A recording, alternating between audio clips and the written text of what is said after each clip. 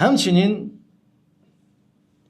Allah Teala Quran-ı Kərimi insanların ağıllarına və təkcə lüğətə buraxmayıb.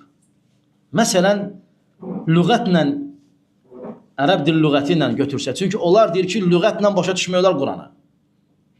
Google Translation məsələn. Allah Teala buyurur, Əhəllallahul bey'ə və harramər ribə. Allah bey'ə, alış-verişi halal etdi və harramər ribə. Riba əlavə deməkdir. Ribanı isə haram elədi. Əlavəni haram elədi. Əlavə nədir? Sən heç bir lüğət kitabında gedib ribanı şəriət izahında tapa bilməyəsən. Məsəl üçün, riba nədir? Malımın ribaya düşdüyü ticarət növü nədir? Malımın ribaya düşməyən ticarət növü hansıdır? Allah deyir ki, Əhəllallahul bey'ə və harramər ribə. Allah bey'i, ticarəti halal etdi və əlavəni haram etdi.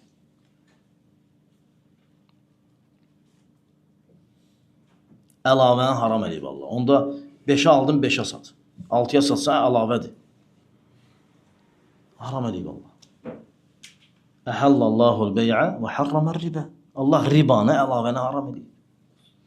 Sən ribanı tapacaqsan lüğətdə. Əlavə, ziyadə, artıq tapacaqsan.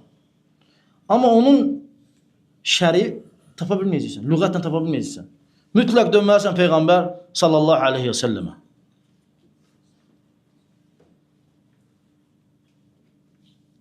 Və sən dönməsən, gərək 5'ə alıb 5'ə satasan. Bankrot yəni. Aydın desə, geri pulunu çıxar.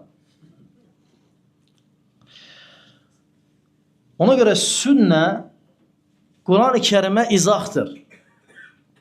Quran-ı Kərimi şərhdir.